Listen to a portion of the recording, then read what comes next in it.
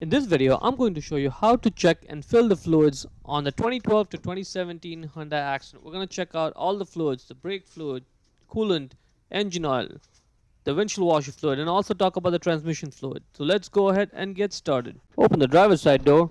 Now right where the driver's left side foot would go, that's where the primary hood release lever is. Pull it in front of the vehicle, right on top of the Hyundai emblem there. Lift up the hood a little bit, put one finger in there and push it left, just like that. Now the hood should open up. To secure the hood in place, we need to use that prop rod over there. Get it out of there and let's put it in that slot right there.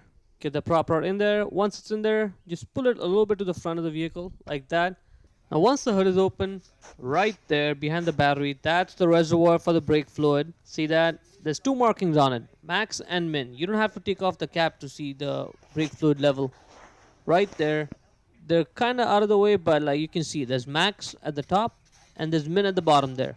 See right where my finger is down there? Yep, that's min. So the brake fluid level has to be between max and min. If you can't see clearly, try wiggling the reservoir slightly. Right, be gentle with it. Now the way the brake system works is you got three main components to it. You got the brake pedal, you got the brake fluid, and then you got the actual brakes. The only thing that connects your brake pedal to the brakes is the brake fluid. So obviously it's very important. Now if you want to make sure that it's in good condition and that there is enough of brake fluid. The problem with brake fluid is that it's hygroscopic, meaning it just loves moisture.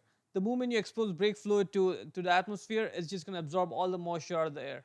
And that's the problem, because you do not want brake fluid and moisture to be mixed together, because that makes it unpredictable. And when that does happen, your brake pedal now starts feeling spongy and mushy, and the car takes longer distances to stop, so that's not good. If it does happen that you left the cap off for more than 15-20 minutes, what I strongly suggest you do is you take your car to a mechanic. They have a device that can measure the moisture content in the brake fluid, and they can tell you if you're okay or if you need to get your brake fluid flushed out. And if you do need to get it flushed out, that's one place you do not want to cheap out on. So definitely just get it done if you have to get it done. It is what it is. The brake system is sealed off, right? So it doesn't really consume brake fluid on a daily basis. So it's not like you have to top it off every now and then. The reason why you may notice a change in the brake fluid level though is that one, either there's a leak in your system which is serious and you definitely want to get that checked out, or two, your brake pads are worn down. So what happens is when you get new brake pads, they're thick. Over time though, they get worn down and they get thinner. And now in order to compensate for the thinner pads, the worn down pads, the brake system takes some of the fluid out of the reservoir and into the actual brake lines. So that may cause the level to go down in the reservoir. All right? So those are the two reasons. And if you do have to top it off, I'll show you how to do it. Now if you do have to top off the fluid, let's see what type of fluid it takes. It says it right there on the cap. .3 or .4. That's what we're looking for. So get a bottle that says the same thing, .3 or .4 brake fluid, and that's the one that's going to go in there. 1/4 of a ton and the cap comes off. Fill it in there. As soon as you're done, don't forget to put the cap back on, and that's pretty much it. Right there, the reservoir with the blue cap on it, that's the one. It even says it on it, washer only. That's the one. That's where we fill up the fluid. So pop that up. Now you can put water in there if you'd like, but if you live in a place where it gets colder than 0 degrees Celsius in the winter, so the water freezes, definitely don't put water because that's going to cause all sorts of issues for you. Put something like this. This one is going to stay liquid till minus 45 degrees. Even in the summer, I suggest you put windshield washer fluid because it has detergents in it, so it helps keep the windshield clean as opposed to just putting water in there. And also remember, this is chemical. It's not water. So be careful. Read all the warning labels over there. These windshield washer bottles tend to have a safety cap on it, again for the same reason. The way to open it is usually to just squeeze it and then twist it open. When you're holding the fluid bottle, hold it the way I'm doing it. That gives you more control. Hold it with one hand and use the second hand to tilt the bottle. Start filling up the fluid, and when you see it come all the way to the top, stop. Put the cap back on, lock it in place like that. Don't forget to put the cap back on the bottle. Now what happens is when the engine is running, it just produces heat, right? It's burning fuel, so it gets hot. Now you want the engine to be warm, but you don't want it to overheat, because if it overheats, then it just causes all sorts of problems, so you don't want any of that to happen. Now that's where the coolant comes in, because what the coolant does is the coolant circulates within the engine, it collects all the heat, and now the hot coolant, it goes to the radiator, it cools off and comes back in, collects more heat, goes back to the radiator, cools off, comes back in. The cycle keeps on repeating again and again. However, in this whole system, what you need is an expansion tank, because the coolant itself, as it heats up, it's going to expand. And as the name suggests, you need an expansion tank where this extra coolant can sort of just go temporarily and then it can come back to the main cooling system. And that's what you need an expansion tank for. Now that's the radiator pressure cap over there. That's the line that takes it to the coolant overflow tank, the reservoir. Do not open it when it's hot. See that? Do not open it when it's hot. Well, you don't have no need to open it anyways, old or hot, but like never even try to open it when it's hot. The reservoir is there, and that's where we check the coolant level. Check the coolant level when the engine is cold, not when it's hot. Check it when it's cold. Now, on the side there, you'll see that two markings, F on the top, and there's L all the way down there. Right there. See where my finger is? Right there. So that is low, F is full. And on this one, see the little dark marking?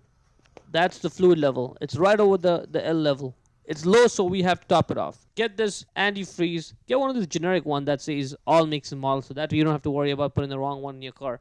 And just read all the labels on it because it is chemical. It's not water, it's chemical. And get one of these that says do not add water. The pre-diluted ones is easier, makes your life easier. So get that. Now let's take the cap off. Get that tube out.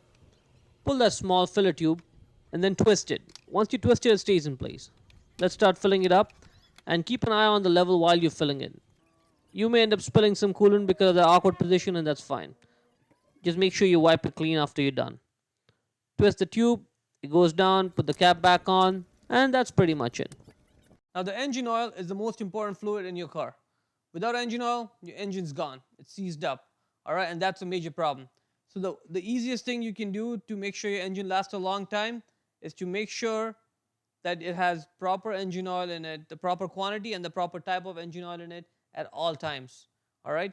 So you definitely want to check your engine oil at least once a month. Don't wait for that warning indicator light to come on your dash. By the time it comes on, it's too late. And if you're in the middle of nowhere, you may not even have a way to go get new engine oil and top it off. So just check your engine oil level once a month at least. Now the reason why the engine oil is so important is because if you open up that engine, you will find there's hundreds of small pieces which are so close together, working at high speeds, under high temperature, and they just keep on going on for such a long time. And the only thing that prevents the metal parts from rubbing against each other is the engine oil. Alright?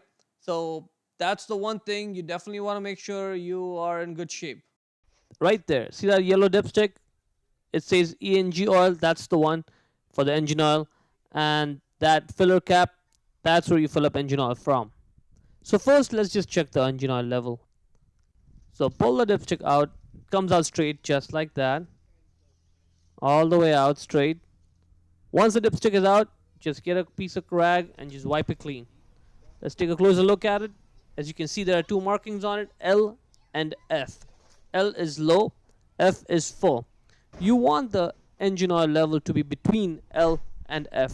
You do not want it to go below L because that means trouble. And you also don't want it to be way too overfilled either, because that's going to cause another set of problems. So it needs to be between L and F. If it's a little bit over F, it's okay, but not a lot. If you want to go from L to F, it takes about 1 quart of oil. Now let's put the dipstick in and pull it out and get a fresh reading. Alright, it's just over F in this engine, and that is good. We don't need to add any more oil on this, and that's good. If you have to add oil though, I'll show you where to do it from. That's the filler cap, twist it left and off it comes. That's where the oil goes. And what type of oil do we need? It says it right there. SAE 5W20. That's the type of oil you need. SAE 5W20. So you can put 5W20 or you can put 0W20. 0W20 is going to be slightly more expensive than 5W, but it's good. So 0W20 or 5W20, but don't put 10W20 if it says 5W. So either 5W or 0W20. Once you're done, tighten the cap, and then one more till you hear the click. Just like that. Once you're done, don't forget to put the dipstick back on all the way, and now it's locked in place, and that's pretty much it. Now the transmission fluid. I'm sure you're probably wondering where the transmission fluid dipstick is. It's not like the older cars. This car, this transmission is sealed for life. So there's no dipstick for us to just go and pull it out and check the quality and the level of transmission fluid. But in reality, it's more like sealed till the warranty lasts. It's not really sealed for life for as long as you're going to keep the car. So if you're going to keep the car for a long time, what I suggest you do is every 100,000 miles or 160,000 kilometers, you can flush the fluid. There is a drain plug and there is a way to fill up the fluid. There's just no dipstick. That's about the only thing. But if you really want to just flush the fluid, you can do it. So every 100,000 miles or 160,000 kilometers, just get the transmission fluid flushed and you should be all set. Now, power steering fluid. There is no power steering fluid in this car because this is not a hydraulic based. The older cars used to have a hydraulic power steering system, and hydraulic systems had fluid in it, so there was a way for you to check the fluid and make sure it was topped off, good condition, all of that. But this car has electric power steering. So the way the power steering works is there's a motor that actually helps you turn the steering. So if anyone tells you you need to get your power steering fluid flushed, there is no power steering fluid in this car. It's funny, and the reason why I even mention is because in one of my previous videos for our 2017-2018 Hyundai Elantra, which again also has electric power steering, someone mentioned that they took the car to a dealership and the dealership technician suggested that they should get a power steering fluid flush, which had made no sense to me whatsoever. And I mean, just doesn't make any sense because there is no fluid to begin with. I mean, there's no point of having fluid in it. So if you're wondering where the power steering fluid is, there is none in this car, and that's one less thing to check and worry about. And that's pretty much it. If you have any more questions, feel free to put them in the comment section below, or you can message me on my Instagram, Facebook, or Twitter. Thank you.